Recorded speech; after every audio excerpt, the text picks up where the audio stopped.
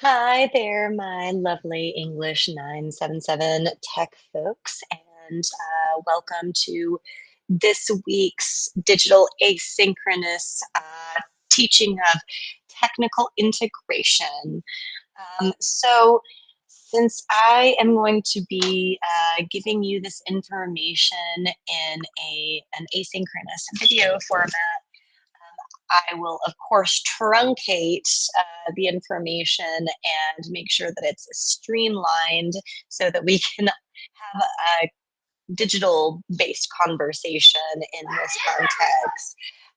And so, as I am presenting, I wanted to let everybody know that I'm going to have some interactive elements that would have been used live if we were together, but because we ended up having to do it asynchronously, I did gather some of the data with some of my colleagues. But I still want you to participate in the data collection. I think it is a pretty good representation of different levels of ethics around the nation.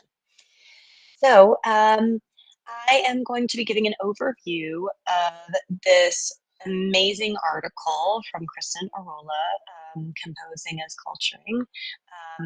And so she focuses on an American Indian approach to digital ethics.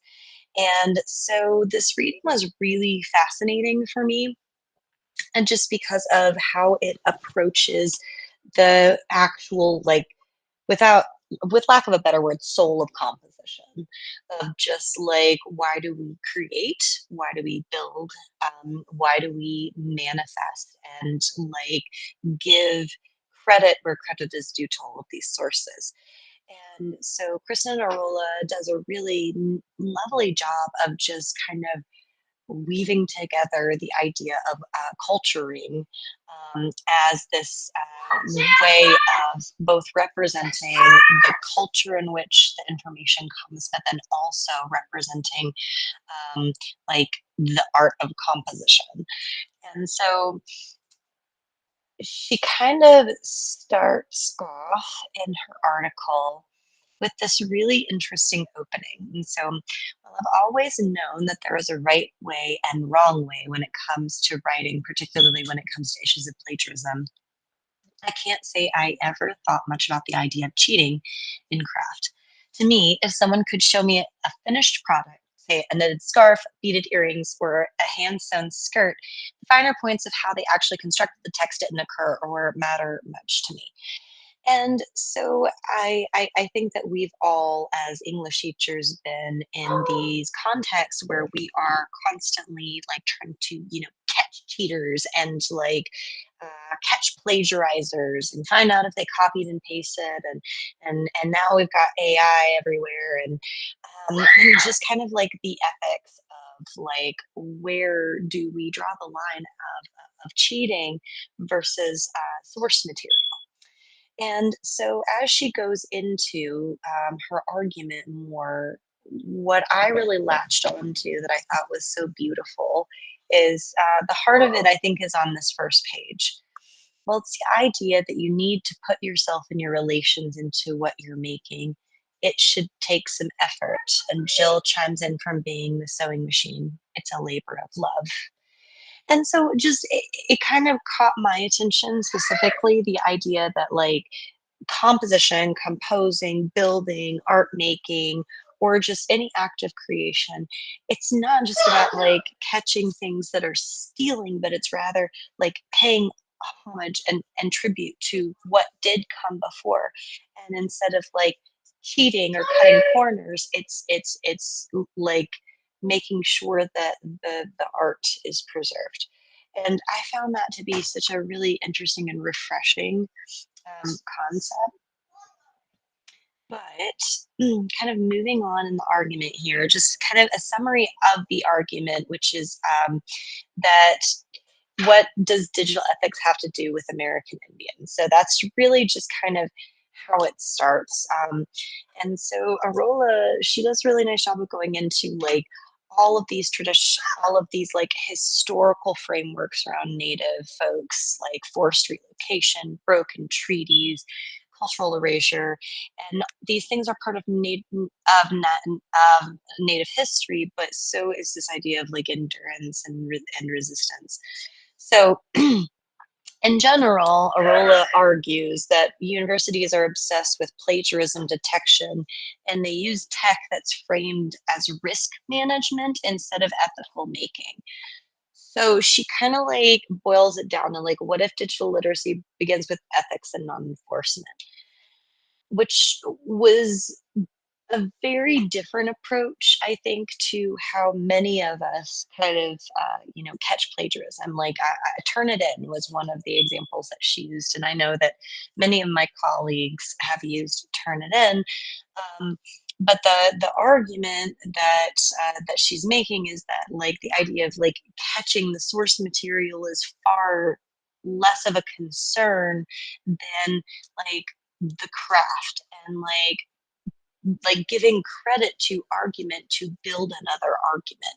So like, basically like weaving and synthesizing information, building a conversation, which is part of, as Arola argues, the American Indian ethical framework. So she goes into more detail where she kind of talks about bring something in the world in relation, not isolation. And so she argues that composing is an act of culturing. That the making brings something into the world in relation, not isolation. She argues that everything is related and that digital texts affect communities, histories, and futures. Um, she also argues that there's a process over product and that ethics lives in how something is made, not just if it's cited, which is a really interesting way of like looking at the art of composition, right? So like you build it in a way by like honing the craft. So it's not necessarily like about citing it right, but rather like, are you paying appropriate tribute to what came before you? And she also goes into more detail about like being a reflective practitioner and the knows behind choices. And so her argument here is that this shifts ethics from don't steal to how does this act of composing care for or wound relations. Um, and I really love this approach. It was something that I had not really thought of beforehand because plagiarism has always been a concern. But I think that I have been guilty, as have many of my colleagues been, of this idea of ethics as catching of this stealing, you know. So, kind of going into the last couple of thoughts here, words that connect the generation. So, digital ethics is kind of like this idea of relational awareness, trust, process, consciousness. And so, kind of like in her argument, she says that when students use these digital tools to compose, what are they ethically responsible to do? Like, what, when they're putting these things together, like, how do we create the idea of literacy with digital ethics, right? So I have some results already that I'm going to record. I know that these results will probably shift because when people watch this video or are able to interact with the Mentimeter, there may be a bit of a shift in the results, but I'm going to show you the results as of 6:59 on January 31st. So if you can go to the Mentimeter, there is a question that asks this exact question. All right. So,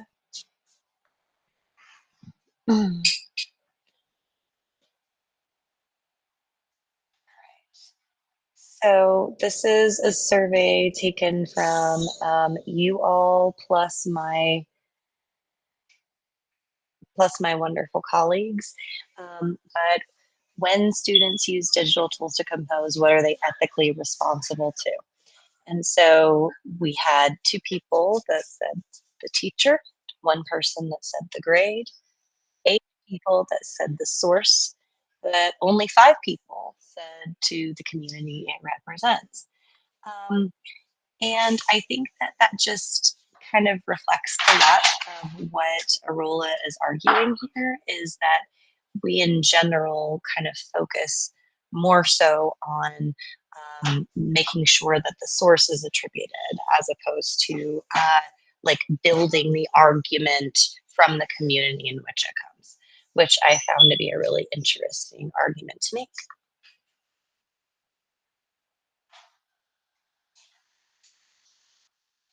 So, Arola's framework. Basically, Arola argues that to have an American Indian level of digital ethics, tech is supposed to be dialogic, not decorative.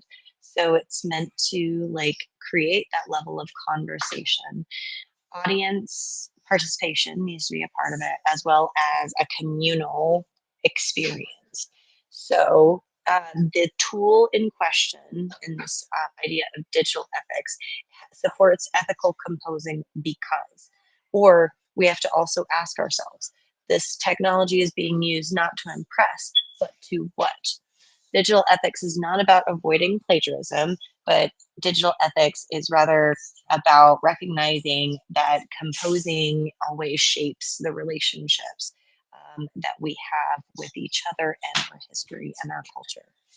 So Arola's argument that the act of creating or composing is a relational act of culture.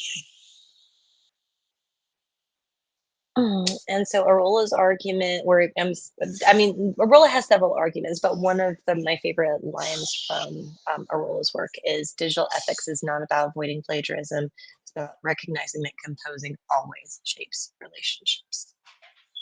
And that was a little redundant. But then here is my works cited page. So I hope you can forgive my redundancy there on that last page. I got a little distracted by my son in the background. But this is the citation for his work as well as an image link for the images that I put into my presentation. And thank you all so much.